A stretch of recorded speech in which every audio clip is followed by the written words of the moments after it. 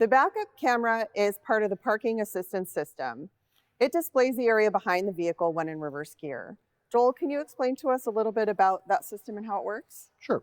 So the system is located in the back. You have a camera somewhere there facing towards the back of the vehicle on the ground. So when you put the car in reverse, we're going to have an image of what's behind the vehicle.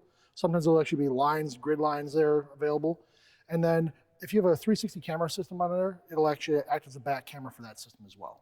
So in a repair environment, what things should be taken into consideration if you have to do repairs in the area of the camera? Yeah, so if you got to do repairs, we're going to follow OE procedure on that stuff.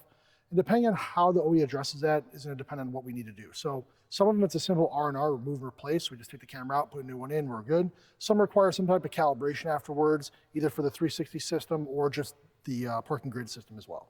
How would a consumer know if their rear camera was not functioning properly? Telltale signs is you put the car in reverse and the image is blurry, it's grainy. There might be the static lines on there or something.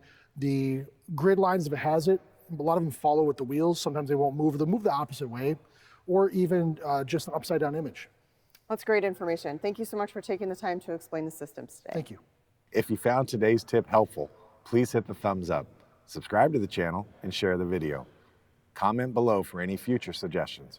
These videos are made possible by SCRS. If you aren't currently a member, I encourage you to join.